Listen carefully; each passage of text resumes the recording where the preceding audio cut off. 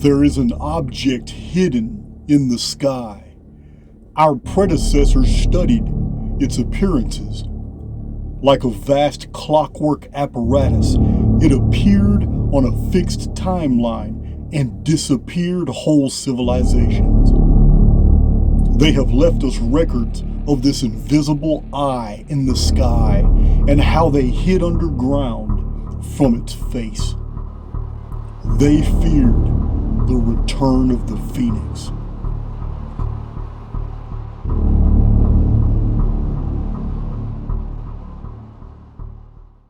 John Nichols, professor of English and literature at the University of Glasgow, 1877. Sometimes, guys, we don't need to waste any time on an introduction. We just need to get right to it, because in this video here, I'm not going to tell you anything. I'm going to show it to you. I'm going to show you that the actual records that we have preserved from the ancient world tell the story of the phoenix resets that I've been telling you from totally different mathematical perspectives.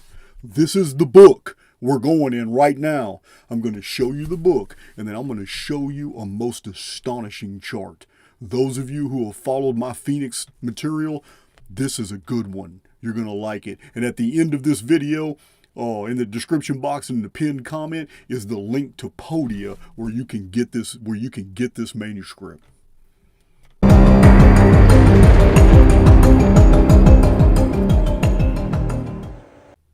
Some great points of interest here is that his chronology of the literature, of the ancient literature and history of the world, essentially begins after the three major cataclysms that are in Chronicon.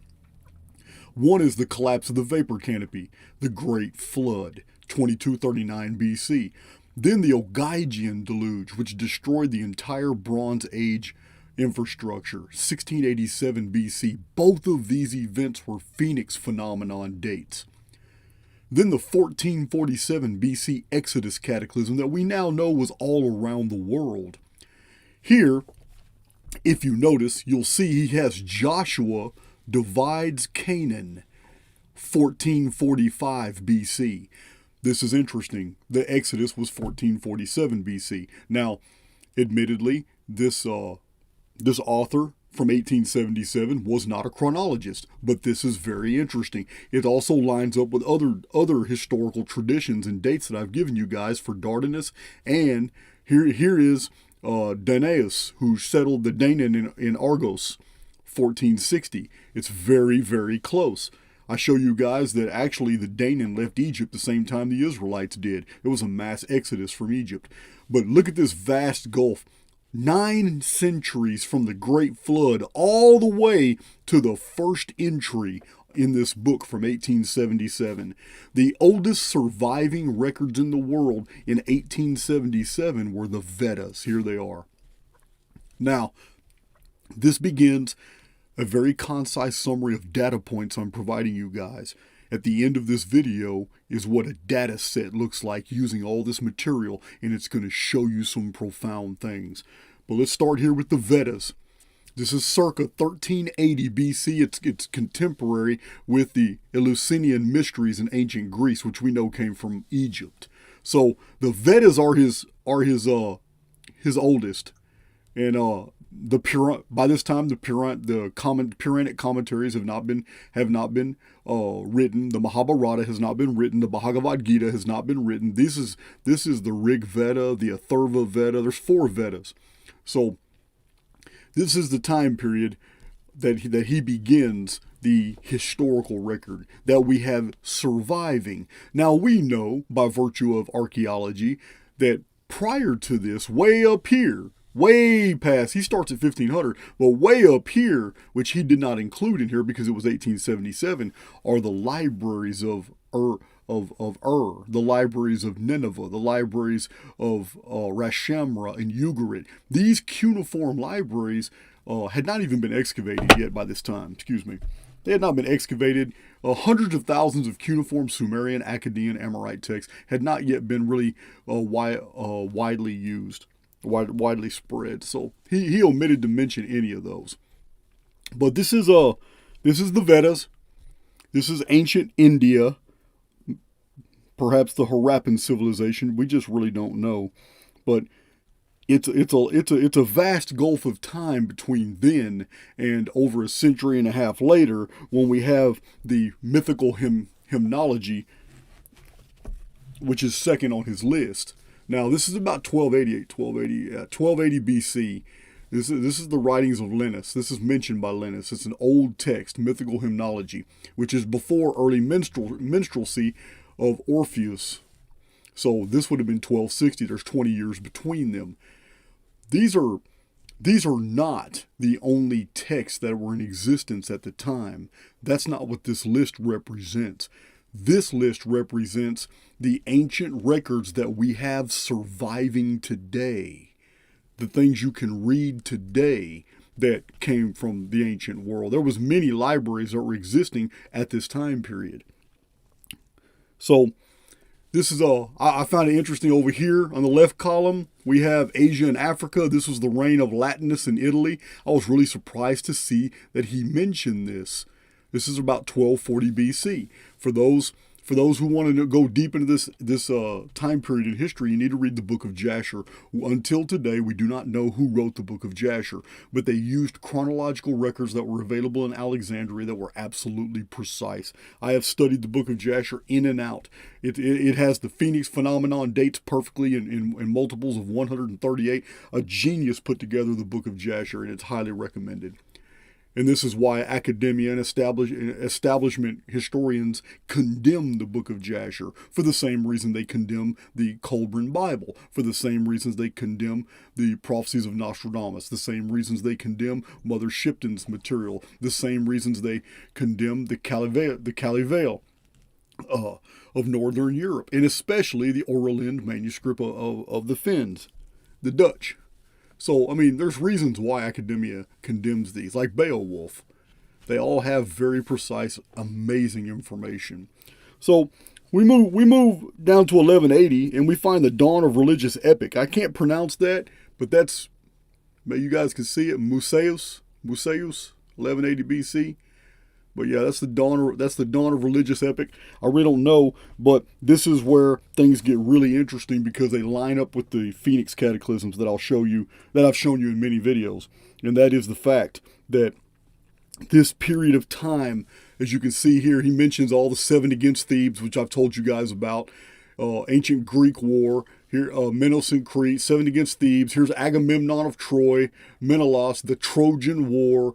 Here's the return of the chiefs, Oresti and Argos, the Lydians on the sea, Aeolian migrations, Thessaly is settled, they came from the east, the Dorian migrations, which started this is during the Sea People's Confederation invasions. Here's what's interesting, vast gulf of time between the dawn of religious epic, Musaeus, 1180 BC, and we move all the way down. And we move all the way down to Homer. Here's Homer, circa 962. Now, this is the farthest back I have ever seen Homer pushed. Homer is normally put around 900 to 930 BC. I have never seen Homer push back this far. I don't know. He may be right. I don't know. But here's the Odyssey and Iliad, 940 BC. Why is this vast gulf here? What have I told you guys in my prior presentations? The reason why all this is empty? I'm going to tell you why it's empty. Because in 1135 BC, the Phoenix phenomenon recorded in the entire Mediterranean, recorded in Pharaoh Segnocti's very final year, in Ramesses IV's first year, I believe he was Ramesses IV. It was major devastation. Sea People's Confederation happened right after the entire Mediterranean was literally wiped clean in a series of disasters in the cataclysm. And this was shortly after the Trojan War. It's what initiated the Dorian invasion. This empty period is the Great Mediterranean Dark Age that I've told you guys about. And it's represented right here in these data points. So I'm skipping over a lot of the biblical material. They're here if you guys want to I'm only going to charge $5 for this entire book. And I'm going to go ahead and format it into PDFs, and I'm going to edit it down, and I'm going to put it on Podia, so anybody who wants this text from 1877 will be able to get it. It'll probably be tonight before I'm done editing it.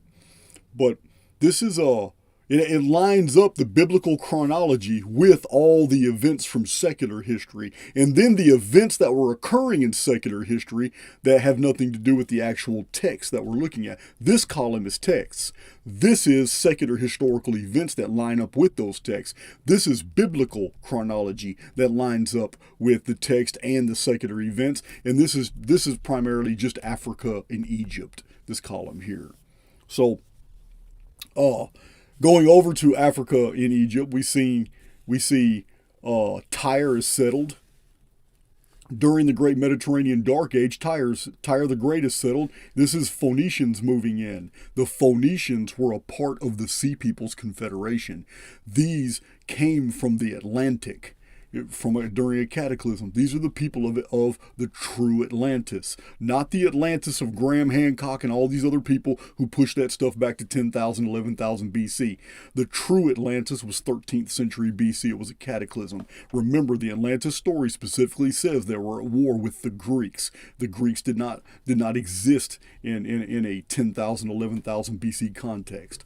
So here's Pharaoh Shishak of Egypt. We have Tartessus. For those of you who don't know, the Phoenicians, a Caucasian branch of the Sea Peoples Federation, they're the ones that founded Tartessus. Tartessus is ancient Spain. This is why this is why Spain has very strong Phoenician roots.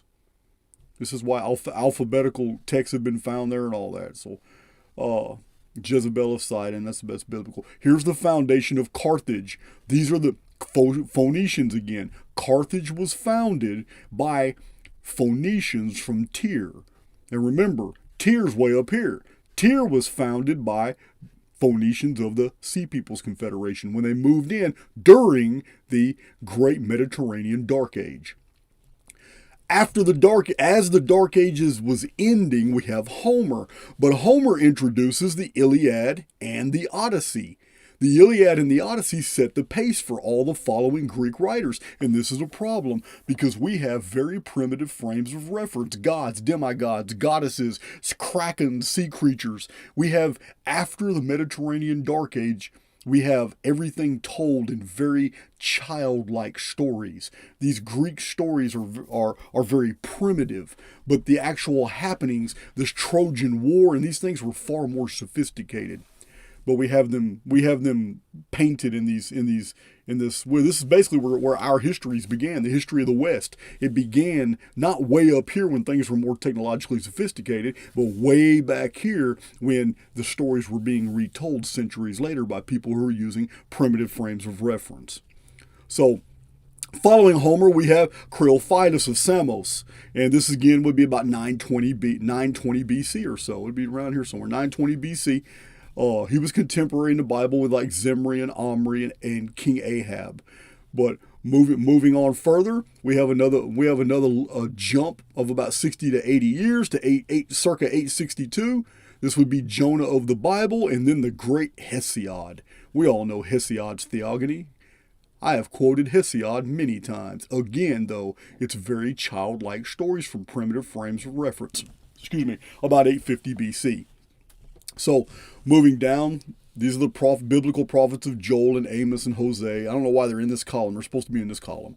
But I guess he ran out of room. Put them over here. We have Aegeus. I can't pronounce that. Trozene. Some of you guys know. Some of you Greeks listening to me, you know how to say this. This is the great year of 776 BC. For you other historians out there, you automatically know this was the beginning of the Greek Olympiads. Now, the 4-year calendar round of the Olympians goes back in distant antiquity to much older times, to when the Danaan departed right after the Phoenix cataclysm of 1135 BC and settled on the coasts of ancient Ireland, known as the Tuatha Danaan. They took the games of Meath with them to ancient Ireland, but a branch of those people stayed in Greece, and that became the Danaan and Achaia of Greece, and they continued this 4-year tradition as well, and it became known as the Olympiads. This year, 776, is a year very prominent in Western calendars, just like 1776. This was the basic beginning of the Greek Olympiad calendar. Everything in Greek history from this point forward is measured before or after the first Olympiad, which is right here, 776. So, Stasinus of Cyprus, Arctinus of Miletus. Miletus was an Ionian city. It too was founded by the Caucasian Phoenicians, who were originally a part of the Sea Peoples Confederation that invaded the Mediterranean. They settled Philistia. They're also known and hated in the Bible, called the Philistines. I don't know how to pronounce that. That's Sinathon. Lacedaemon. For those of you who don't know, Lacedaemon, this is an old ancient name for the Spartans. You know the movie The 300, the Spartans. This is all about the same time, 765 BC. It's after the Greek Olympiad started. And then we have Eumelus. This is of Corinth. Corinth is a great ancient Greek city. We're looking at 760 BC. So we have an infrastructure being built here. Now, these are just the surviving authors and texts that we have today, or the fragments that are mentioned in other people's writings. This has nothing to do with all the libraries. We already know the Pergamum library was already collecting many of the books of the ancient world. So we have libraries at this time, but what we don't have are surviving texts. We don't have references in authors that we can cross-reference. And that's what this book is. That's what this book is identifying. I believe this is Greece. So I believe this is Greek history. Here's Asia Minor, Palestine. Okay, so he changed the columns. Now we're in the center. So there's the biblical prophets of Micah and Isaiah. This is here it is, 747 to 693. This is interesting because Isaiah the prophet was the prophet that interpreted when the shadow of the sun retrograded 10 degrees in the year 713 BC. And look, according to his chronology, that would have been right. Isaiah was the one who was in the court of Ahaz, and he interpreted the 10-degree retrograde movement of the shadow of the sun to be a judgment against the Assyria. And at that exact moment, according to the Bible, 185,000 Assyrian soldiers were vaporized by a blast from heaven. We know that as a flux tube. It's an electrical discharge that's in between two electromagnetic bodies. So this lines up perfectly. His chronology lines up perfectly. Isaiah was alive in 713 BC, according to this. That's very good to see. I like those correspondences. So we have historian Lessius of Lesbos right here, about 730 BC, and then 708 following him, we have Archilochus of Paros, probably another island. I'm not familiar. It might be Pharos, but it could be Paros. But Simonides, and he wrote the text Simonides was written by Amorgus. This is about 693. This is all before Solon, guys. Before Plato, before Aristarchus, before Aristotle. Aristotle. I never can say his name right, but Aristotle is great. I've read every single thing that's been passed down. But he's very different than Plato. Very different. It's almost as if Aristotle wasn't even the student of Plato. But there's Simonides. Here's Tyrtaeus of Sparta. Here's another Spartan, Lacedaemon, 685 BC. So we're getting a higher concentration of surviving text here. That's all I'm showing you. There's no reason to go into details about any of these because I don't know a lot of the details and they're not important for this series of data points, because I'm going to show you a data set at the end of this video that's going to make sense of all this material. So Calanus and Terpander of Lesbos. Let's see, crowned at the musical contest. This is 676 BC. This is 676 years before the alleged birth of Jesus. That's what these dates represent. So, Alaman of Sparta and Thalatus, Pyrrhic songs, 670 BC. We just have a higher frequency. The frequency of Greek authors is becoming more and more the more we go down the line. And here's a correspondence with Buddha, which is about 600 BC right here. This is Buddha, probably 650, 640 BC. I don't know. Let's look. Here's 640 here, so yeah, it's going to be in between them. For those of you who don't know, there have been 2 or 3 Buddhas, and two, maybe all 3 of them are actual people in the historical record. So this would be contemporary. Let's see what was happening up here in these events. Psammaticus of Egypt, I see him. Uh, there's Cyrene founded. Cyrene's in Africa, right there. There's a famous biblical passage talking about the Tower of Cyrene. Okay, so yeah, we have a lot. I mean, over here we have the rise of Megara and the sea fight at Corinth between Corcyra. Here's Byzantium founded. 650, this is how old and ancient this city is. Byzantium is founded 657 BC. That's amazing. You guys know of Byzantium today as the city of Istanbul. Istanbul. It used to be called Constantinople. But before it was named after Constantine, its ancient name was Byzantium, right here. Very rich history. 657 BC it basically means that this city is over 2,700 years old today, and it's still populated and thriving, and there has never been a period in history where this city wasn't occupied. It's always had people. That's interesting there. Let's see, colony. We got so much. There's so much. I gotta move on. So here's the prophets in the Bible: Zephaniah, Jeremiah. Here's Thales of Miletus, 644 to 548 BC, right here, which is perfect because we know what he did in 585 BC. He predicted the darkening of the sun that would occur 2 years later, and it happened. And it wasn't the moon. Something else happened. We know what it was. It was the Phoenix phenomenon. That was Thales of Miletus, an astronomer and mathematician. So, the era of the seven kings begins. This is Rome. Now Greece is already well established. Greece is already getting old. It's well established. It's become very sophisticated, and now the era of the seven kings is taking. This is the seven sages of Greece. This is Thales. These are I can't remember. Solon's one of them. Periander. I don't know who these other guys are. I've never heard of Bias. I didn't know he was one of the seven sages, but I knew Thales was. You guys know I got like 4 different videos that all mention Thales and his history. But Solon, we all know who Solon is. Anybody who's read Plato knows who Solon is. And Periander is mentioned by at least 20 different Greek authors. But I don't know who these other guys are. But this is also the period of the seven kings of Rome. And for some reason, he has omitted that. 753 BC was the first year of Rome, and I don't see that mentioned anywhere in this deal. It is year 1 of the Roman calendar, but that's okay. He's sticking with the Greek right now. Sappho, another famous author, poet of Lesbos. Here's Sappho around the time of Habakkuk. They're dated exactly the same in the Bible. The Epimenides in Athens, another famous one. We're getting around the time of Solon now.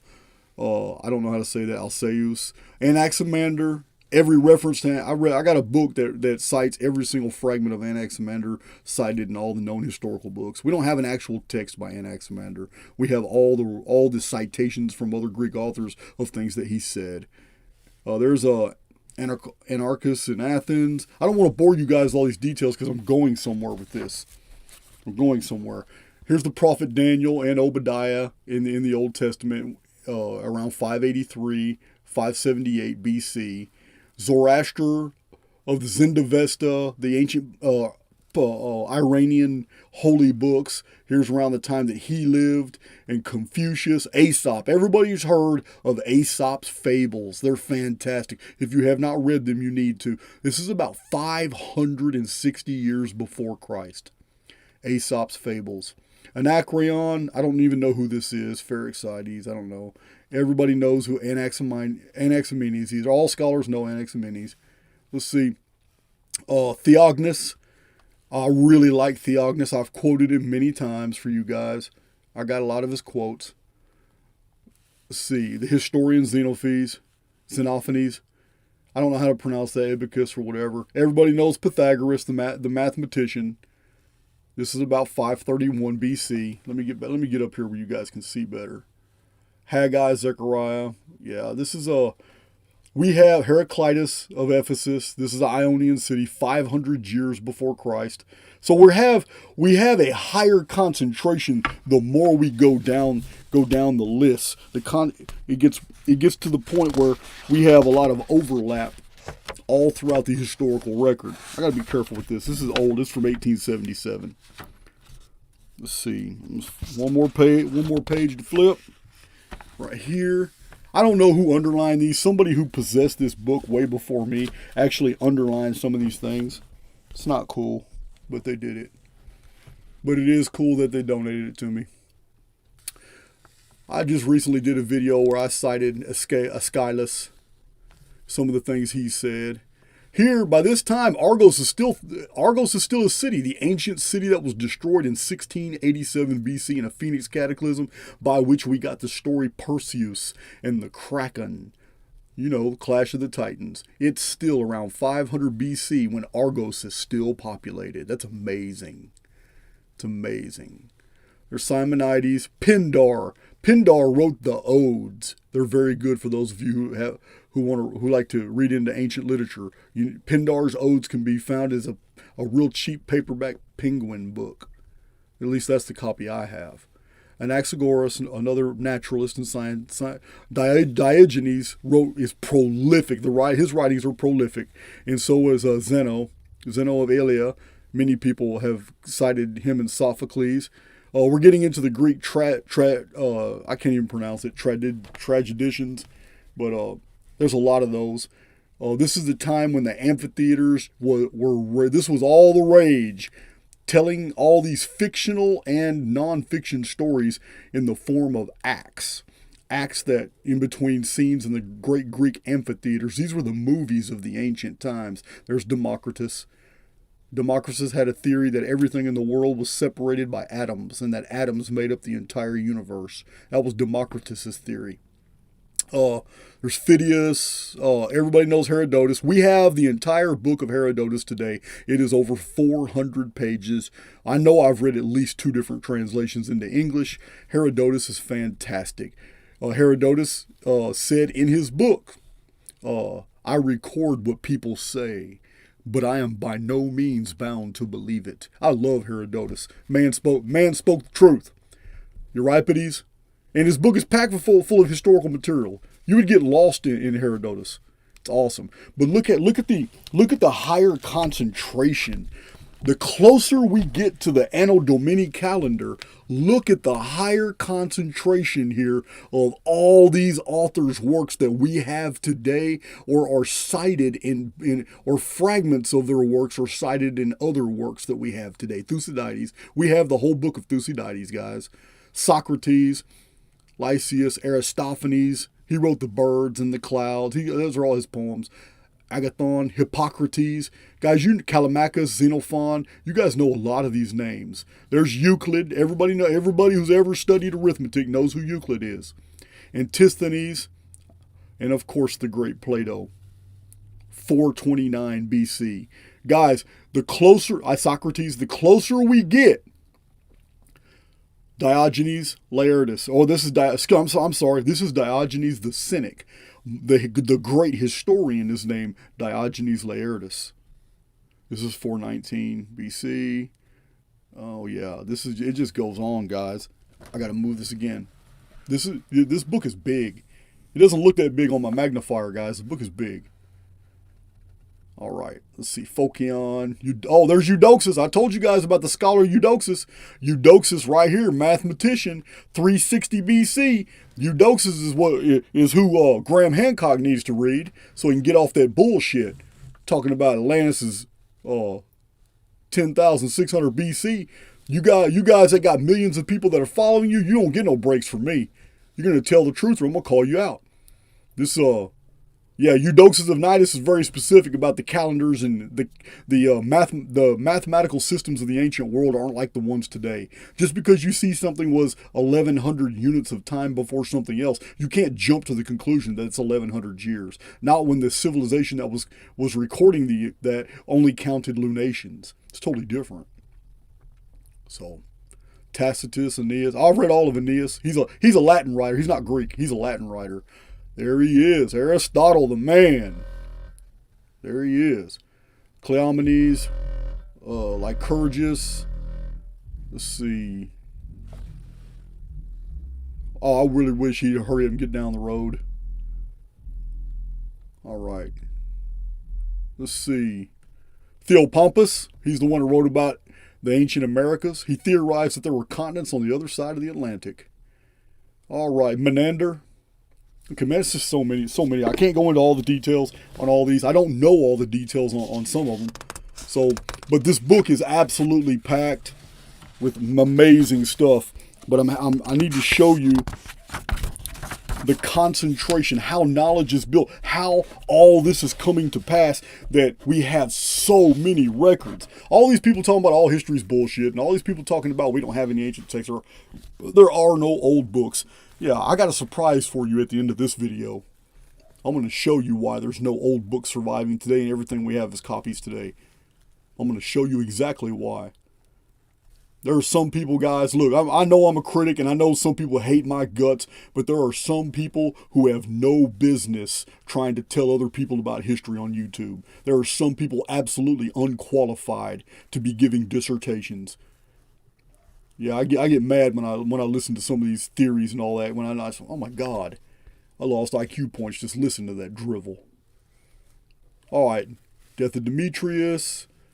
Oh yeah, Demetrius. There's a story about Demetrius I got to tell you guys, right? Demetrius is something else. There was an inventor that invented a device to kill people, and he brought it to Demetrius. Thought he was going to get some brownie points for this. I'm gonna leave that there. So he brings this device, and it's a bull, and it's a hollow bull made out of metal, and you put the victim inside the metal bull, and the metal bull is designed, it's standing on a podium, and inside the podium you put all your wood and your coal, and you light it on fire, and the belly of the bull gets red and heats up, and whoever's inside screams to death as they're literally boiling alive inside this bull. But it's a slow heat. It just gets hotter and hotter and hotter, so it takes a long time to die because the person inside acclimates to the heat slowly. So it's a very torturous, it's a very agonizing death to be slowly cooked in the bull. But the people having a party on the outside of the bull statue, they don't know that there's a human in there suffering like that, because the nostrils, the nasal pipes that were used for nostrils from the bull produced music. And it was like pipes and stuff. So as the human screamed on the inside, people didn't hear it that way. It sounded like the bull roaring, or the bull was happy. And people, yeah, it's sick. But anyway, the dude that brought that to King Demetrius, King Demetrius had his soldiers put that same dude in the bull, and then he just used the bull on the inventor. Yeah, guys, it's crazy. History's full of these anecdotes, guys. All these writers I'm showing you, oh my God, you would not believe all the incredible stories that are conveyed in a lot of these texts. Incredible stories. You would also be shocked to find that the majority of narratives that are put out in fiction in Hollywood today, they're just rehashes of the same old stories. These stories have already been told, guys. We just make movies out of them today. Antigonus, Athens joins. Oh, wait a minute. He moved the texts. Okay, the texts have been put on a different column now. I got to find the text. Okay, there they are. He moved the text to the second column. Back to the second column. So, guys, Euclid. We already showed you about Euclid, Timaeus. Here's Appian Way, Demetrius. Maybe that was King Demetrius. You know what? I think it was. I think it was King Demetrius, that story. But Eudaemonus, Zeno, Epicurus, you guys know many of these names. Theocritus. There's Aristarchus, my hero, who knew the Phoenix phenomenon. He knew the chronology, or he would have never been able to say what he said about the world being destroyed every 84 years. Phoenix number. Hieronymus. So we need to move a little bit faster through here. Archimedes, Eratosthenes of that great Alexandrian library, Livius. I love Livy. Livy is awesome, but I would really like to have access to the lost books of Livy. They've been found, and then they were instantly covered up, but more books of Livy have been found in the last I think 60, 70 years, and the Vatican covered them up. Plotinus is good stuff, guys. Plautus. Let's see. All right, we need to move on. Rise of the Pharisees. There's the Rosetta Stone. Okay, let's move on. Cato. We all know Cato. We're moving into the Latin authors now. Oh, there's Polybius. I have not read any Terentius. That's a Carthaginian deal.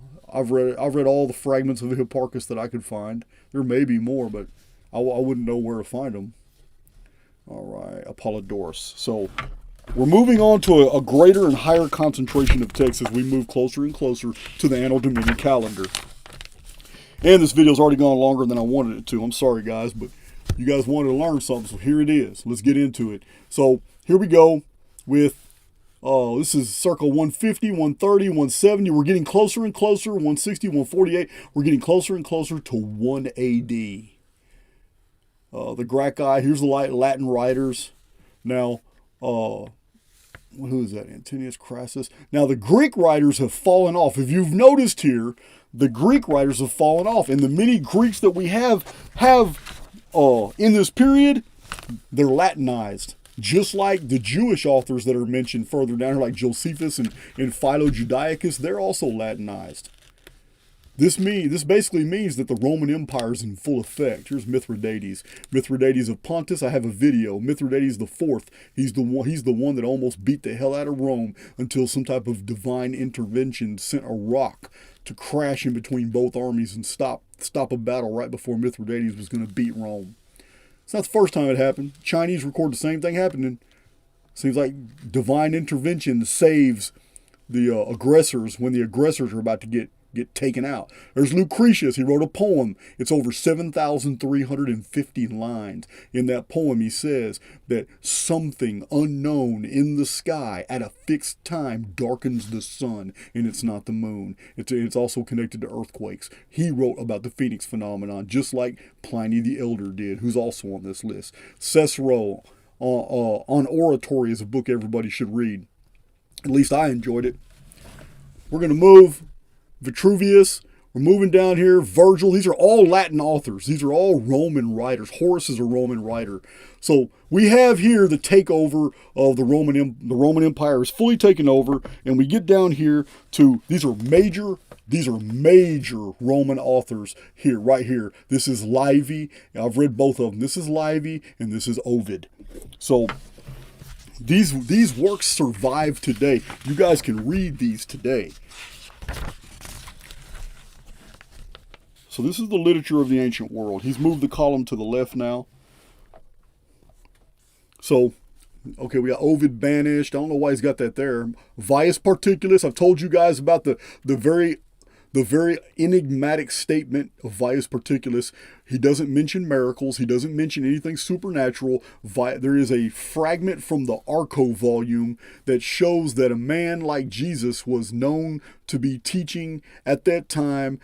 He wasn't working miracles, but Vius Particulus specifically stated that he feared that man because his genius, his intellect was very intimidating. And Vius Particulus said it was a controversy among the Jews as to the identity of this man, but the people loved him. Vius Particulus was a Roman centurion who was leaving military service after 16 years, passing through Judea when he came across this controversy. He introduced it into his historical book and left it alone, didn't write about it anymore. His history is absolutely gigantic. It's the history of Rome according to Vius Particulus. Here's Strabo, he's a Greek geographer, but he too was Latinized. I've read Strabo. I got him cited in my Chronicon quite a bit. So here we have these Latin authors. We're moving into the AD period of time. These are all the authors that were alive during the days of Jesus. Now the problem is none of them mentioned him, but I mean some people have reasons for that, and other people use that as evidence that the entire episode is fiction. Here's Philo Judaicus and Petronius, Apollonius. Here's Philo Senior, Seneca. This is 365. Let's see, Seneca, Lucan, Pliny the Elder. I've mentioned him so many times. Natural history. So we move here into the Latin area. We're in the AD period now, and we have the continuation of so much information. By this time, there are libraries that have 200,000 texts. All these libraries. These men have access to books. Many of these authors cite as many as 100 other authors. Guys, I am not exaggerating. Pliny the Elder, who I just showed you a minute ago, Pliny the Elder, here he is. There's Pliny the Minor. That's Pliny the Younger. Pliny the Elder, not Plutarch, where's he at? Pliny the Elder cited over 600 sources that were available to him. And they're all cited in natural history. I don't know. I lost track of where he is. He died in 79 AD when the volcano buried Pompeii and Herculaneum. Pliny the Elder was going to rescue a friend. A female friend sent a message with somebody else who was fleeing the area. There's Diogenes Laertius I was telling you about earlier. Fantastic writings. He did biographies on all the great Greek historians 500 and 600 years before him. He's fantastic. All right, so we need to go. We need to move on because I'm going somewhere with this, and I do not want to bore you. This book only goes to the year 200. It only goes to the year 200. So, there's a reason for that, guys. Shortly after this was the Dark Ages. This is this text right here. Shortly after that was the Dark Ages. And shortly after the year 246 AD, a lot of changes happened. The Phoenix phenomenon occurred, I believe, in 378, 246. Yeah, 246, and we have a lot of Roman provinces that virtually vanished. Then the fall of Rome in 476. The Dark Ages. The reason he couldn't continue after AD 200 is because the amount of books literally plummeted to nothing. He would have been able to put all the way up to about the 11th or 12th century. He would have been able to put all the surviving books on one single page. So, having finished this part, we're going to move into the next part of this. You're going to see this chart, and I'm going to make you understand something. Everything that I just showed you that's in this book, this chart shows you in linear chronology, so you can understand basically what John Nickel is conveying to us in this amazing text from 1877. Okay, the chart you're looking at right here is also in the PDF that I'm providing for this video. The PDF of this 1877 work that this data demonstrates.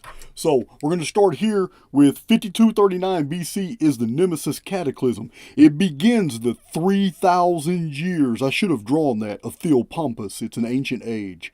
To 2239 BC, the Great Flood. This is the collapse of the vapor canopy after 1656 years. It is the pre-flood world. Now, you guys know that 4309 BC began it was the first Phoenix Cataclysm. It's not on this chart, but this is a 930-year period that was ended. There were civilizations here. They were purely Adamu. These were the earthborn people. They were here. This is before the story of Adam and Eve begins. Now, 4309 BC, Phoenix Cataclysm occurs. Then, 4039 BC is the capture flood of Luna. Here's the first appearance of the moon. This separates the history of many peoples who recorded that they were here before the moon was. Shortly after the appearance of the moon, we have the pole shift in 3895 BC, which began the vapor canopy. This is the famous 1656 years mentioned in hundreds of historic texts. Now, this is the pre-flood antediluvian world. This is year 1 of the Annus Mundi calendar. It started with a phoenix, a Genesis pole shift, new heavens and new earth. So, this period of time is when the Anuna appeared in the vapor canopy, 3439 BC. Nemesis X object appears and causes the Gihon flood. This is in northern Egypt. It says in the book of Jasher and in ancient Jewish texts that 1/3 of the entire world's population died right here. Now, the Anuna appeared as civilization builders, and it started this whole Sumerian period here. But here's the interesting thing. Archaeologists, historians are always trying to push back these deals because Here in this period, we have the Sumerian, logographic, cuneiform, Akkadian, Babylonian, Assyrian, the hieroglyphic of Egypt, Rongo, all these ancient writings, inscriptions that we have found, they fit perfectly in this period right here, but they discuss events that were here. So historians and archaeologists sometimes label like the Karsag tablets to a date that's anachronistic. The Karsag tablets are not this old right here, but that's where they date them. Then tablets of Ur-Nammu, they know Ur-Nammu was back here sometime, but the actual cuneiform dates from like 17th, 16th, or 15th century BC. So this is very important to notice. History books get away with this all the time. All of the Sumerian logographic, the Chinese pictographic that's very close, the Egyptian hieroglyphic, which is before the demonic and the hieratic, the Rongo of Easter Island, which elements were also found in the Mediterranean and in Turkey. These all fit in post 2239 BC collapse of the vapor canopy. There are no actual tablets or writings that date to this period. However, these tablets that have been found discuss events that do happen in this period. In fact, I had to put that on the chart. No written records. All knowledge of the 3,000 year period from here, 5239 BC, all the way to the Great Flood. All knowledge of this period were transmitted through here. This period here is 552 years. It is the distance in time between two phoenix resets. The Great Flood that you know of in the year 2239 BC, and then civilization rebuilt itself, and we called it Sumer, Babel, Akkad, Assyria, Rashamra, Ugarit, Turkey, Anatolia, Urartu, Arya. All this was built here. All this civilization, these civilizations thrived here. The Amorites, Westerners, came in right here in this period. The Amorites came in and basically forged all these periods. These were the Amuru, the Westerners. Now, all this happened until this massive 1687 BC reset. I have many videos on the Ogygian flood reset. This again caused right here total collapse of literacy. Look how long this period is. There is no writings. The book that we just reviewed from 1877 starts right here. Here is the Vedas, Sanchuniathon, and then the very oldest of Greek texts. Then there is the Phoenix reset of 1135 BC, Pharaoh Signakti, great dragon over Egypt. All these events happen, and it's a huge Mediterranean Dark Age. Here it is, Mediterranean Dark Age right here. Again, the book from 1877 confirms this. Not a single text from the old world survived this period. It's a long period of time. And then 776 BC was the awakening of the Western world. It is the Olympiad calendar. And as soon as this happens, the world awakens. And look at the frequency of texts. Now, these are texts that we have today. These are texts that we have referenced in other texts. We know that they actually existed, or we have the actual text today. Later texts that refer to them, like the writings of Josephus, we have those texts. But when it comes to Anaximander, we have the writings of like Plotinus, of other historians who actually cite whole passages from these older records. Look at the frequency. Steadily increases, then it black bars out. That black bar is because there are so many texts from the ancient world preserved that we have access today, the translations, that there's no way to put individual lines. And I only took it to BC AD to show frequency. There's no reason to go any further, because when we get to 522 AD, we get this all over again. Once we get to 522 AD over here, which is about right here, when we get to 522, we have the Great Dark Age again. It is the one that created the Anno Domini calendar, AD calendar we have right here. It is the one the Roman Catholic Church hid from us. It was caused also by the Phoenix. And I have a video, very persuasive, very, very compelling historical texts that are all cited showing that. They masked it and covered it up as the Great Justinian darkness and plague, but it all happened in 522. Now, Yeah, all these resets are massive, but they happen periodically, and I have other charts that show their mathematic perfection. This chart isn't designed to do that. This chart is to show you what we have preserved from the ancient world and where it fits and how it all beautifully ties into the Phoenix history. I hope you enjoyed this presentation, guys. If you want it, $5, yeah, $5 is nothing. I'm providing it on Podia for $5 for my work putting this together, editing it down, and I'm going to make sure that you guys have access to this amazing corpus of knowledge from 1877. It has a lot more than what I actually produced in this video. There is an object hidden in the sky. It has been here many times. In ancient times, it was known as the Phoenix. It is approaching perihelion. It is located at 23.5 degrees north of the ecliptic and is presently in descending node. On May 15th, 2040, it will return. On May 16th, our world will be a very different place. Hey guys, it's your friendly neighborhood iconoclast again. This is Jason of Archaix.com. Really busy. I'm so busy and going in so many different directions. I just had to slow down today and do this video. This morning when I woke up, this video wasn't on my mind, but I've been going through a colleague of mine's book and it triggered me. The Song of the Sphinx. This is not an advertisement for the book, although it is good. It's Larry Paul. He is the director of the American Institute of Pyramid Research. His book is very thorough. He's got a personal note to me right here. It's a really good book. I was surprised. He and I, we have our differences, and that's only because our education is very, very different. We have approached the same object, the Great Pyramid of Giza, from totally different vantage points, and there's a lot of crossover and commonality between Larry Paul and I. But I am impressed with some of the material. Overall, it's a really good book. He, as a matter of fact, he just released a paper on the speed of light found recorded in the Great Pyramid's dimensions.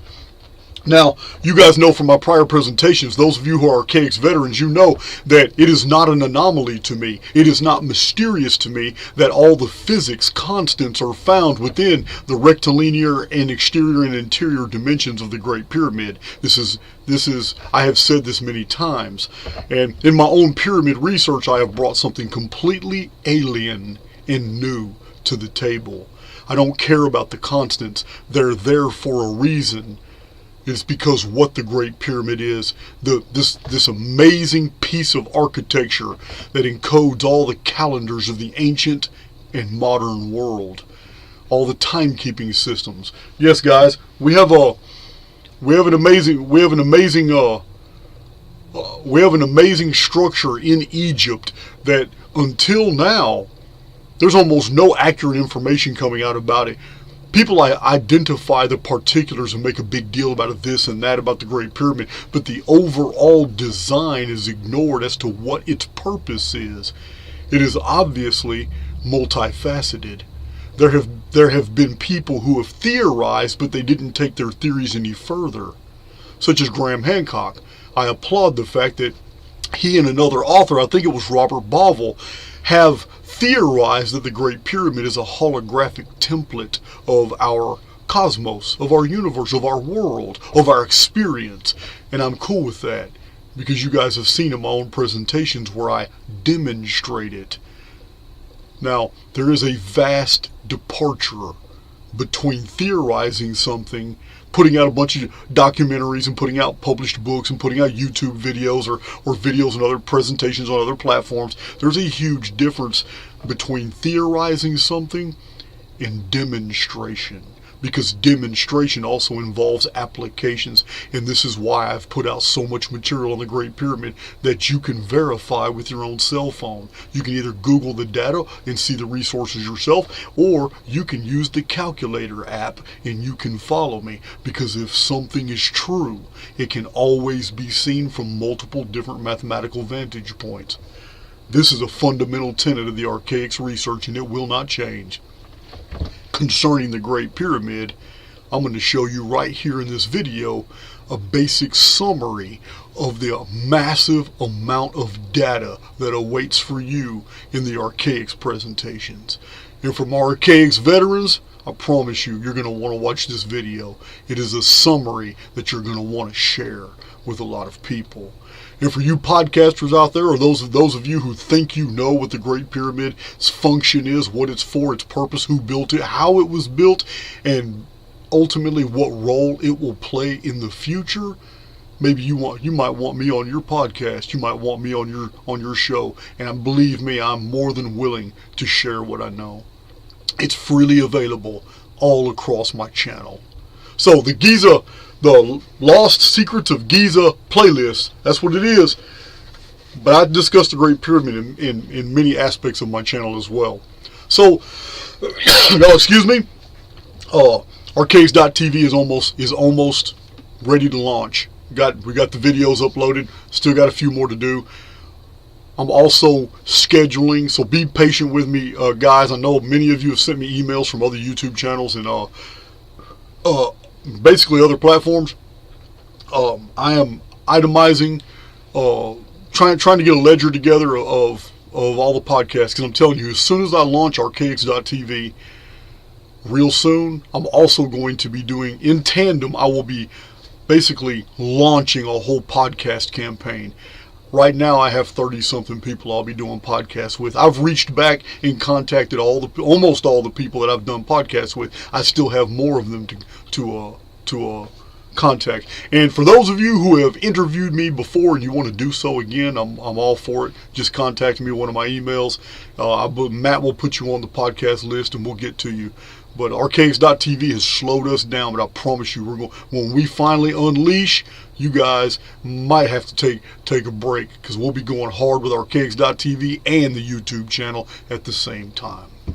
So, in this presentation, we know that we're dealing with a technolithic artifact of precision engineering that is so sophisticated that the more we learn about the Great Pyramid of Egypt, the more we realize by studying by studying these amazing tolerances in very, very little curves, but the rectilinear distances remaining so true over vast distances throughout the pyramid, in doing so through multiple layers, and each layer being different than the one below. Yeah, guys, 203 levels of blocks, but no levels of blocks are uniform. They're all at different. This might have been some way of earthquake proofing the structure. But we're dealing with a technolithic artifact that is so sophisticated that it itself, listen to me, it itself reveals to us the absolute technologically advanced sophistication that must have existed when it was built. Yeah, guys.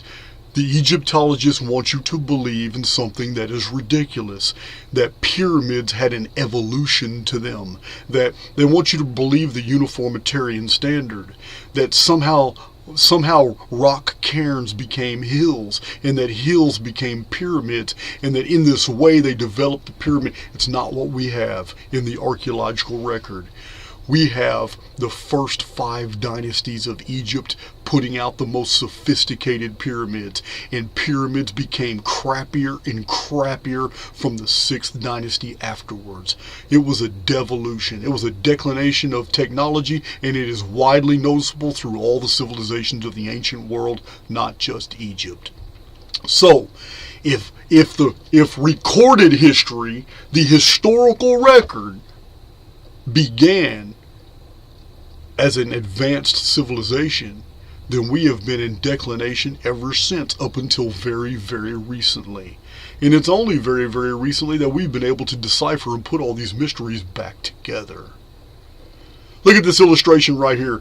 This right here shows, this is something I drew, but it shows right here the Great Pyramid is specifically designed. It is designed despite all the physics constants, which are nothing but the protocols of the construction of our reality. But within those protocols, there are calendars going forward and backward in time, like palindromes. And this is what the Great Pyramid shows. This precision is absolutely amazing. In this second illustration here, this was done by somebody else. Almost over 100 years ago, David Davidson drew this right here, and it's amazing. But it shows the precision of the angles of the Great Pyramid. It shows these 26-degree angle passages that produce the 52-degree angle at the axis. But the exterior, this is the interior, but the exterior of the monument shows a 52-degree angle as well. Now, these things, Queen's Chamber, King's Chamber, these are not what they were called when this place was built. There was something else. These weren't air shafts. These weren't a grand gallery and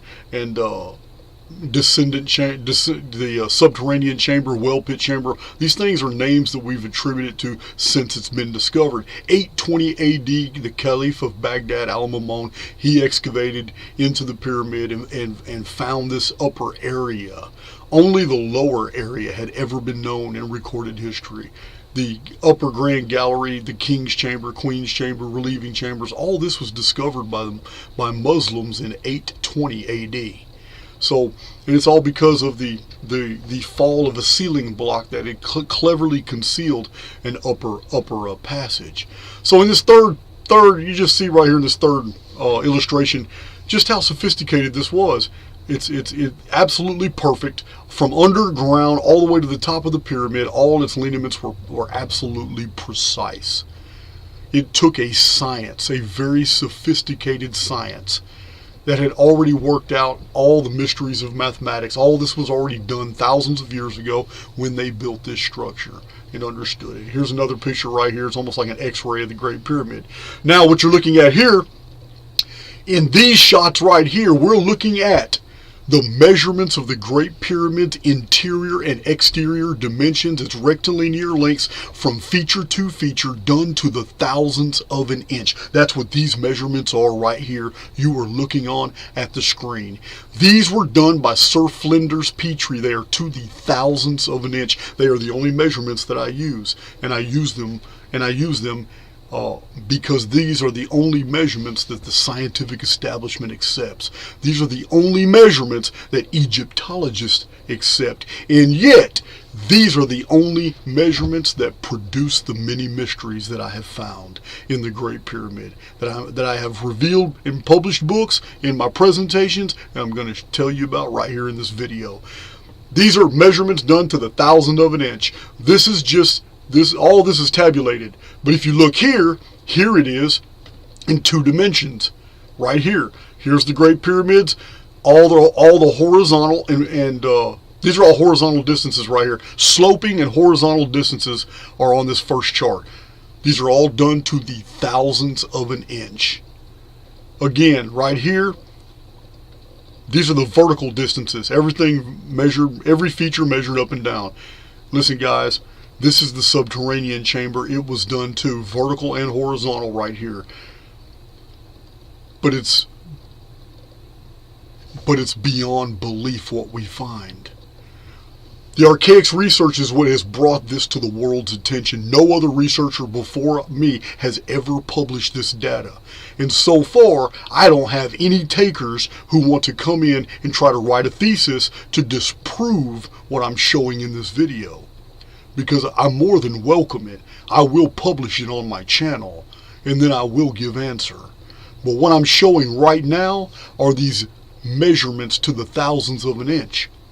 Each one of them found in the Great Pyramid's rectilinear, sloping, interior, and exterior measurements to the thousandths of an inch that just so happen to all be divisible by the number 138. Excuse me. This chart here, there is a bunch of them. Here's another chart right here. 1656 is divisible by 138. My Archaix veterans, you already know 1656 was the year of the great flood in many ancient texts, including the book of Genesis, book of Jasher. 1656 is 138 times 12. Right here's the King's Chamber. Right here is a aerial view of the King's Chamber and the antechamber, and basically the entrance from the Grand Gallery. 138 is encoded everywhere in these charts. You really need to see the presentations themselves, where I blow these charts up much larger for you to see. But here is the subterranean chamber, and again, these measurements are all divisible by 138. This is beyond coincidence, and it's never been published in any book prior to mine ever. You need to pay attention, because 138 is not an arbitrary number at all. Here it is again. You can see 1656 right here is the vertical distance from the great slab, which serves as the floor to the king's chamber, all the way to the foundation of the pyramid. Foundation being year 1. My archaics veterans, you already know. 3895 BC was year 1. 1656 years later was 2239 BC. It was the collapse of the vapor canopy. You know of it as the Great Flood. Here it is again. More measurements, all divisible by 138. Here they are. All these charts. I'm not going to go through them. That's what my playlists are for in my published books. But here you are. Here you can see right here. Chart after chart after chart. All these measurements in the Great Pyramid are divisible by 138. But then it goes even further.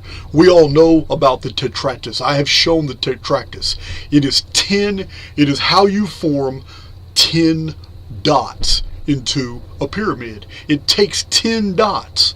4 at the bottom, then 3, then 2, then 1. The arrangement of these dots in ancient times was called the tetractys.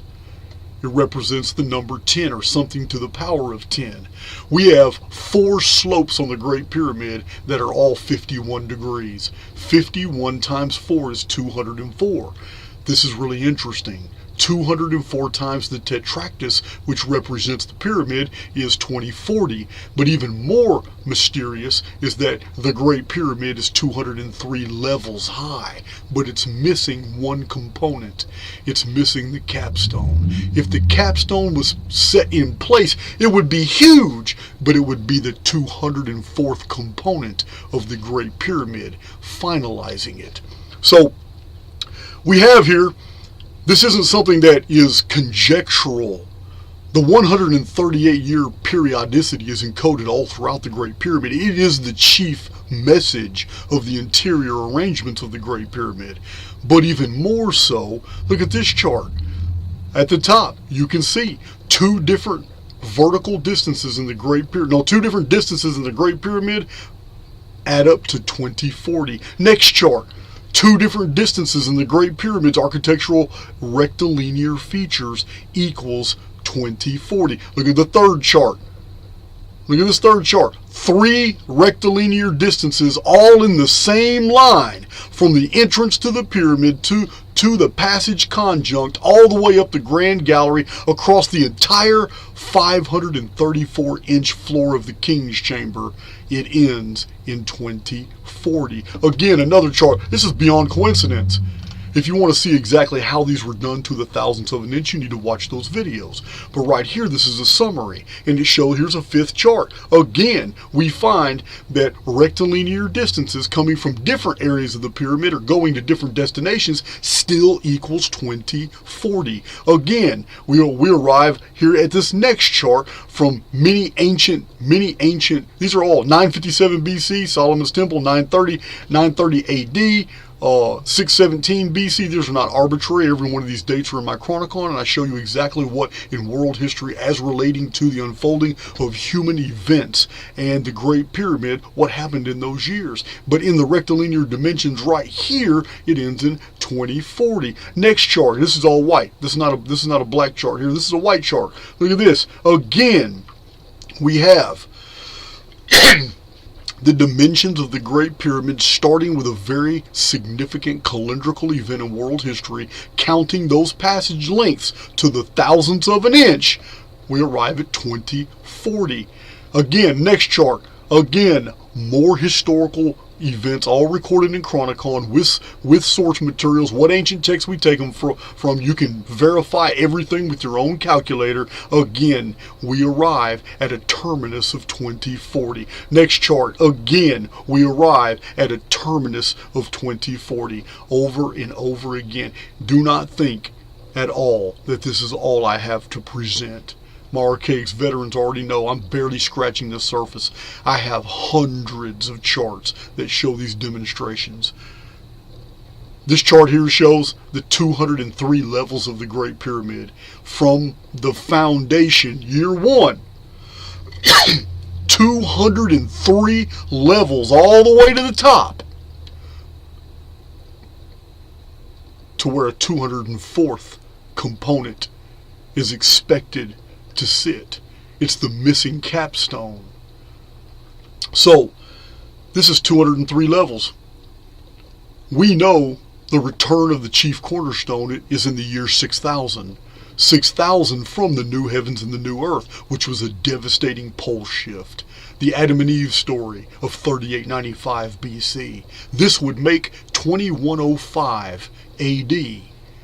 Coming up in the near future, 2105 AD would be the 203rd year, indicated in the steps of this pyramid calendar right here.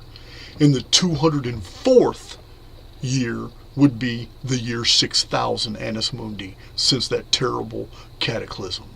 So, if you think this is conjecture, I have multitudes of videos about 1902 and many references showing why the last day's countdown to the Great Pyramid began in 1902. But let's look at it from a rectilinear perspective in the internal arrangements of the Great Pyramid. Look at this chart right here. This chart shows all these distances in the pyramid, and when you put them together, every single one of them Phoenix related, it adds up to 5796. 5,796 years from 3895 BC, the Adam and Eve pole shift cataclysm. Year one of the pre-flood world, 1656 years. Yeah, that was 1902 AD. Don't believe me? Pull out your calculator. Watch the videos, follow along, and you'll see it for yourself. And you'll also learn some other things, like what Nostradamus said about 1902, and what 1902 represented to different nations around the world. So we have this complexity here in the Great Pyramid, but don't take my word for it. Look at this flash right here. Do you see all these pictures? No, you can't, because there's too many of them to show in this video, and that's why they're spinning by so fast. But my presentations go into great depth explaining everything that's in these images that are flashing before your eyes right now. You can go to my Lost Secrets of Giza playlist and learn all about the Great Pyramid, and I promise you, you will learn things that you will never read in other books, that you will never see in other presentations. The Great Pyramid is truly an anomaly. But the real mystery here is, why have so many people ignored everything these old books tell us about the Great Pyramid? Because when you read people's books about the pyramid today, you're basically reading rehashed material of things that people already published in the 1950s, 40s, 30s, 20s, 10s, all the way back to the 1870s. Charles Piazzi Smith and John Taylor, Robert Menzies. It's just rehashed material. Almost nothing new is being produced, except in the archaic material. And it's time for us to grow up and get out of this childish BS adult fantasy mindset and start entertaining these anomalies and understanding applications and figuring out what they mean to us. Because as long as we entertain all this bullshit about the Great Pyramid and all this stuff about Egyptian history and try to attach these pharaohs and dynasties to the pyramids of Giza, we will always be directed in the wrong way. I'm of the habit of saying that too many coincidences exhibits no coincidence at all. These synchronicities aren't the actual mystery. The mystery is that we have taken so long to come to these understandings. Look at this chart. The 138-inch spacing and denominations of the rectilinear measurements to the thousandth of an inch in the Great Pyramid, it has a meaning. That meaning has been found in the Phoenix phenomenon, an event that occurs every 138 years in our holography. It causes edits. It causes changes in living conditions, changes in demographics. Sometimes it's astronomical phenomena. Great disasters are covered up. Mass populations vanish. Some people go crazy. Others sink into the ground. The Phoenix phenomenon is a multiplicity of events affecting different geographical areas. And sometimes those areas are absolutely insulated from what's going on around in adjacent areas, as if the phenomenon itself is able to edit a locale and yet leave a nearby area completely untouched. This world that we are in, I'm often saying our world is not what you think. I mean that. We are living in a very technologically advanced, call it a simulacrum. For those of you who want to get real proper in your grammar, a simulacrum, if you're an archaics veteran. But whatever it is, it's a construct, and this is what we live in. And for some reason it has a heartbeat, and that heartbeat is every 138 years, and it's very, very, very little different from the fine structure constant. That tiny little space in the 137 point something indefinite that becomes 138. That little spacing that turns a linear projection into a series of 138 multiples. So we have this in the Great Pyramid. Among all the physics constants of pi, phi, curvature, speed of light, diameter of everything we know in the all the different ratios, all this stuff. There are whole books published about all the constants that have been found over and over in multiple dimensions of arithmetic in the Great Pyramid. But no one has yet come forward and given an explanation why these things are done in denominations of 138. And yet when we look at the history of the world, look at these charts. I have an entirely different playlist, not my Giza playlist, my Phoenix Archive playlist. 81, 82 videos that explain the Phoenix phenomenon and how well documented it is. 3 published books, 81 videos, probably close to 60 or 70 podcasts also. That's not included in the playlist where I talk about it. Look at these charts. This is the history of the year, history of the world in 138 year periods. If it's dated on this chart, we have data for it. We know what happened in those years. And it's not pretty. The patterns for the disappearance and reappearance of the vapor canopy, it's all here. All these charts. The Great Pyramid of Giza, its rectilinear dimensions, the denominations of 138, it's all right here. When you do it as a 2-dimensional linear projection, what we have in the Great Pyramid is right here in this chart. And right here in this chart, all these dates you see, these are all in my Chronicon. Over and over and over, I have challenged people to look these dates up and see what you see. They're all mentioned in the old books, the ancient records. No modern history books talk about these things. These charts are meticulous because the data points are in the thousands, the data sets, scores of data sets to put all this together. This is the Archaix data showing the Great Pyramid is a holographic calendar showing the past and the future. Here's another calendar here. It's all encoded in the Great Pyramid, but here's the Nemesis X timeline. This is all the historical times the Nemesis X appeared. It always comes close to our world for 60 years, and for 732 years it's far away. But here's the exact patterning. 2106, the year 6000 that I just told you about, the return of the chief cornerstone, it's also the Nemesis X year. It's the 60th year. It's right there, 2106. All this in the Great Pyramid. Look at this, the 13 Bactans of the Mayan long count. My Archaix veterans already know it's 1,872,000 days divided by 13 Bactans of 144,000 days. When does it end? When the Nemesis X object appears in 2040, right here. Just like we saw on the other chart. You can go through the specifics of this chart and see all this in my book, Anunnaki Homeworld. The Mayan long count was never going to end in 2012. In 2011, I had a book published that explained the Mayan arithmetic. It's the same as the Vedic and the Sanskrit and the Sumerian. It's the same as the Olmec. It is the same as the ancient Egyptian, Assyrian, Babylonian. It's the same all the entire ancient world used a sexagesimal calendar.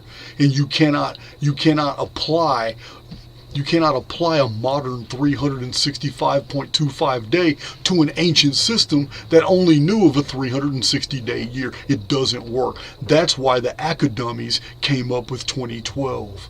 I corrected it and show you it's 2046.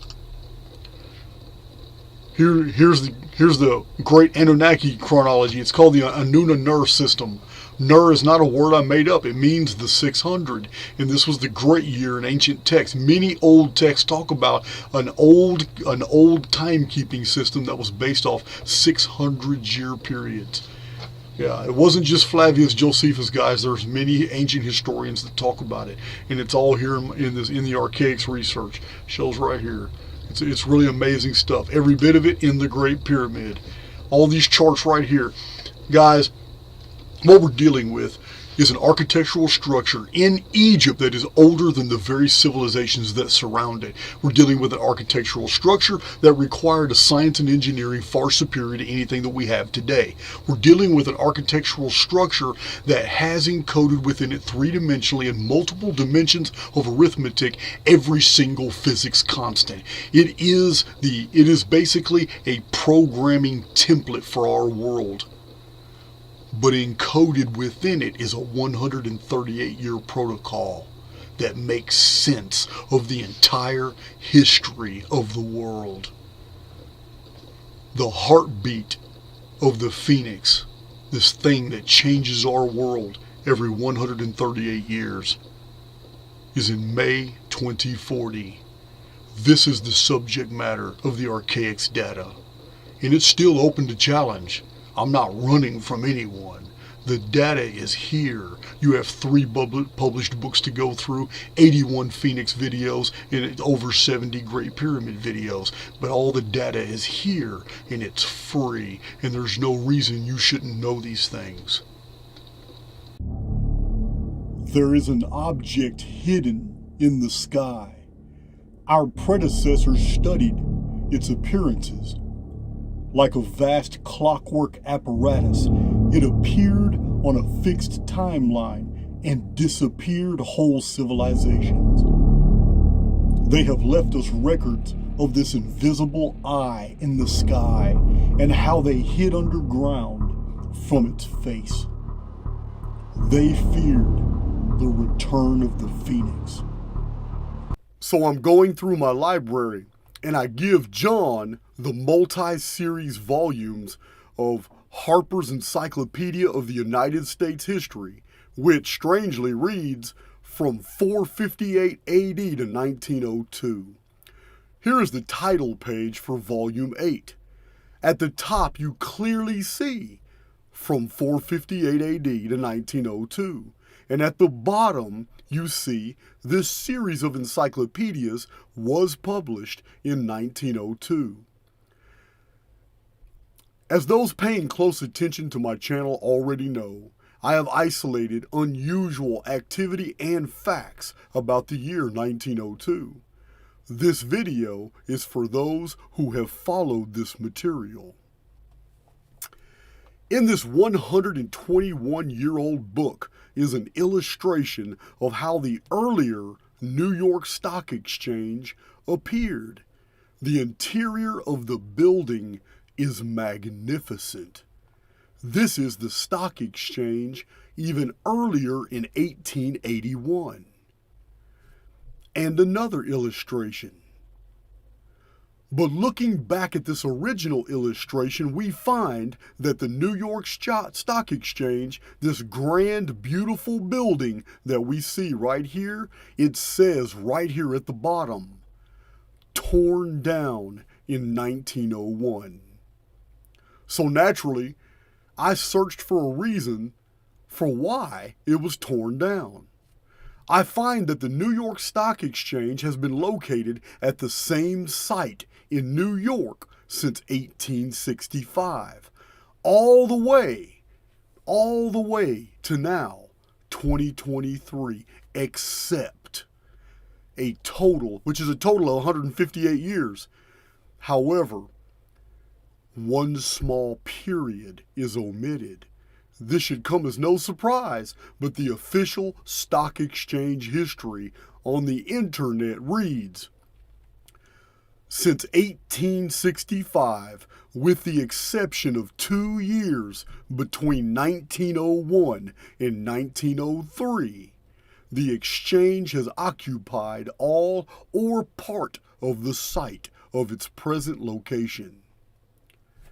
Okay, so we have a target date of 1902 here without even mentioning 1902, that the New York Stock Exchange was not present at this location. So I search further and I come across something new, something that I nor Gary Warmerdam or others have been able to find. I don't know why, it's been there all along, but it's the Panic of 1901. Yes, this is in the newspapers. On May 8th and then followed by May 9th, the New York Stock Exchange crashed and then closed for 4 days. The month of May is interesting as this is the Phoenix month, and the exchange itself was started on May 17th in the year 1792.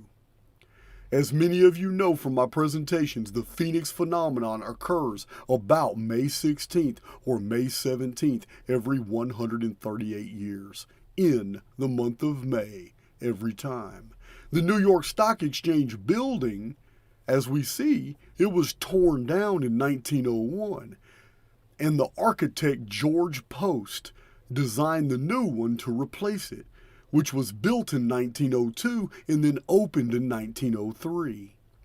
Post also designed the New York Public Library in 1901, opened to the public in 1902. Look at all those books. So, in the same book from 1902 that we found the illustration explaining that the stock exchange had been torn down to be rebuilt, we find an illustration of the original Great Seal of the United States. As you can clearly see here, this is a phoenix on the seal. As I've shown in my published books and prior presentations, the Founding Fathers explained that the seal was of the phoenix, but in the year 1902, the Great Seal was quietly changed to that of the bald eagle. Another item of note in New York at this time is the building of the first skyscraper in New York, known as the Flatiron Building, by the Fuller Company. From these original pictures, you can see that the triangular structure was the tallest building in New York when it was erected in the year 1902. The beginning of the New York Stock Exchange at its present location was in 1865, which was a dark year in American history. President Abraham Lincoln was an enemy of the world banking dynasty of Europe, and he promised to free Americans from foreign intervention in American currency, and he was assassinated. President William McKinley was opposed to the world banks, and he succeeded in getting the gold standard passed in the year 1900. But in 1901, he was assassinated. The New York Stock Exchange opened and closed in both 1865 and 1901, both years of these presidential assassinations, and the construction lasted through 1902, and in 1903 the new financial structure began over America and the world by extension, in a totally new exchange building. A financial takeover of America had happened right under the noses of the public. The bird of hope, the phoenix, was changed to a bird of prey, the eagle. The calendrics of these events actually show us the collapse of this power structure at a future date. Remember, if something is true, it can be seen from multiple different mathematical vantage points. So let's examine 3 separate series of events. The start of the New York Stock Exchange in 1865 and presidential assassination was 36 years until 1901, presidential assassination and the tearing down of the stock exchange. But when we add another 36 years, we find that in 1937, stock prices fell rapidly in a sharp recession, falling by 58%. When we add yet another 36 years, we arrive to 1973 when the stock market crashed and remained low all the way into the following year. Adding another 36 years, we get to 2009, the housing market bubble crash.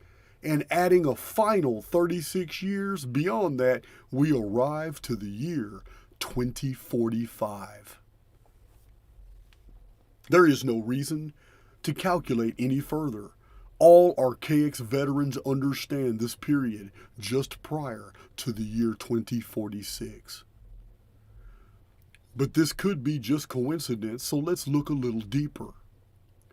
The 2 worst stock market crashes in history are documented to be 58 years apart.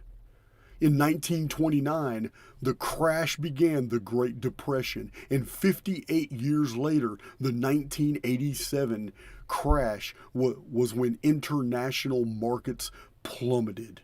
The whole world crashed. Simply adding 58 more years after 1987 brings us to the year 2045. But these 2 examples pale in comparison to this final one. It's this 3rd example that demonstrates the finality of this oppressive financial system's end. In 1907, the Knickerbocker Panic happened in New York, but it affected international markets. A major banking crisis that was totally caused by fear-mongering and people drawing out their money from the institutions. But the affair had been contrived. It was planned and executed to make it easier for the issuing in of the illegal Federal Reserve and the IRS and its many international counterparts. Simply adding the number of the Phoenix, 138 years from 1907, brings us the end of this corrupt system in the year 2045. Welcome to the first Book Monkey presentation. Old books contain myriads of secrets, and in Archaix we have already delved into many of them, but we are going to explore many more. At the end of this video, I'm going to tell you about an incredible thief and the huge cache of ancient text he was recently caught with. So let's delve into the ancient world's libraries and why so much has been lost. The chain of custody on the knowledge that we possess today goes all the way back to ancient Sumer, the libraries of Nippur, Uruk. These had many texts that later appeared in the libraries of Babylon, the Temple of Nabu, Old Assyria, Ebla in Syria, Ugarit, Knossos of Minoan fame, and the Amorite libraries of Mari in Syria, 1700 BC. Of course, the Temple of Karnak in Thebes, the coffin and wall text, the pyramid text, and all the papyri. Ashurbanipal Library of Nineveh, which is now located in modern-day Iraq. This was the 7th century BC. We have found tens of thousands of the texts that were in that library. The books of the ancient Sibyls are removed from the oracles and distributed till they are lost to history at this exact same time. Then the Temple of Artemis at Ephesus. It houses all these texts. This is one of the 7 wonders of the ancient world. Of course, the Temple of Apollo at Delphi had a library, and the Temple of Jupiter Optimus Maximus in Rome. But in 331 BC, Alexander the Great burned the original copies of the Avestan holy books of Iran, written in the Old Persian tongue. 21 volumes that contained hundreds of thousands of verses. And just after this, a Chinese emperor in 221 BC had his soldiers burn every known book in China, and all the scholars who were capable of writing were also burned alive. The Library of Pergamum was built in the 2nd century BCE, had 200,000 texts. It is located in modern-day Turkey. It was later looted by Antony, the lover of Cleopatra. In 83 BC, the Great Fire of Rome saw the burning of the library where the books of the Sibyl had been kept by the Senate. And in 48 BC, the Library of Alexandria, Egypt, 500,000 texts are destroyed during the Roman conquest of Egypt. Then Caesar destroyed the libraries of the Druids kept in the sacred hill of Alesia. In 273 AD, the Romans destroyed the Bruchium Library at Alexandria, and Diocletian had burned 200,000 scrolls before that. Then in 476, the Library of Alexandria is again destroyed, this time by the Roman Emperor Theodosius I. This is all done long before Islam entered the picture. In 645, the Library of Alexandria is destroyed once more, this time by the Arab invasion of Egypt. And about 730, the year 730, Leo of Byzantium ordered the destruction of 300,000 classical manuscripts. And for 500 years, the Dark Ages, the preservation of historical texts, maps, and the classics was done in Syrian and Arabic, as literacy throughout Europe was almost non-existent. In 1204, during the Fourth Crusade, the Library of Constantinople is destroyed, and a century later, the papacy conspired to destroy and steal the books and maps of the Knights Templar. About this time, the great universities across Europe are founded. In 1499, the library of the monastery of San Lorenzo in Florence, Italy is destroyed by a fire. And in 1527, the library of the Abbey of Cluny in France is destroyed during the French Wars of Religion. In 1561, the library of the University of Salamanca in Spain is destroyed by fire. And in 1689, the library of Lavore in Paris is destroyed. In the year 1731, the library of Escorial in Spain is destroyed by fire, and in 1755, the Royal Library of Lisbon, Portugal is destroyed during an earthquake and a subsequent tsunami, a quake that is felt across the whole of Europe.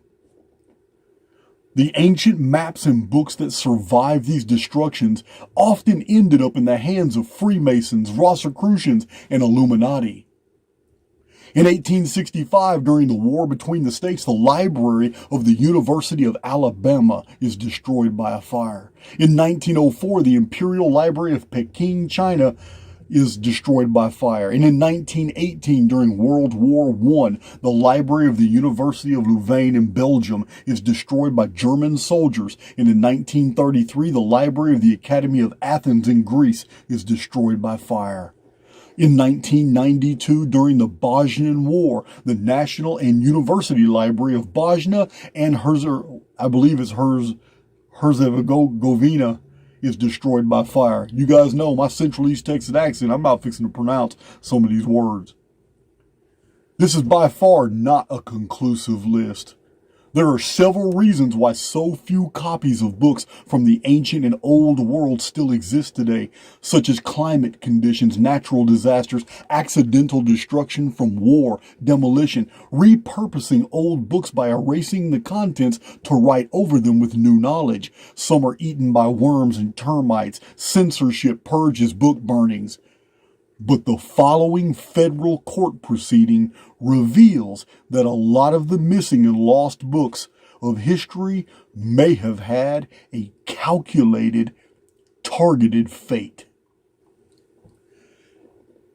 In the federal criminal case, the United States versus Spiegelman, 4 Federal Supplement, 2nd edition, page 275, Southern District of New York, 1998. The opinion was written by Honorable District Judge Kaplan, who wrote, "Great research libraries are repositories of our social, cultural, and scientific heritage. Their rare books and manuscripts are vital to understanding the world and often are irreplaceable objects of study for scholars who add to our knowledge of ourselves and our environment. The defendant in this case stole hundreds of rare manuscripts and documents from the Library of Columbia University." Spiegelman stole, among other things, these are listed in the federal criminal case. This guy Spiegelman stole 17 medieval and Renaissance manuscripts dating from 1160 to 1550 AD. 8 Arabic and Persian manuscripts dating from around 900 to 1887. 26 medieval, Renaissance, and early modern documents dating from 1122 to 1789. Spiegelman stole another 284 historical maps that dated from 1628 to 1891. Spiegelman stole 26 presidential letters and documents dating from 1791 to 1918, including 6 George Washington letters. 4 of them were written to John Jay, 8 letters from John Adams to William Tudor, and 12 letters from other presidents, including John Quincy Adams, Andrew Jackson, Abraham Lincoln, and Woodrow Wilson. 133 letters and documents from and relating to Thomas Edison dating from 1860 to 1903, including contracts, patent assignments, and correspondence concerning the development of the telegraph and the expansion of the telegraph network. Many of these items have not been recovered. This is merely a single thief and the text stolen from a single university. And it was published in a federal criminal case in 1998, only because this Spiegelman guy got caught. I'm bringing this to your attention because it's time that we consider that there are probably a whole network of these Spiegelmans out there who have already stolen priceless historical texts and maps and have either not been caught or not been reported and are probably not finished destroying these evidences of our history.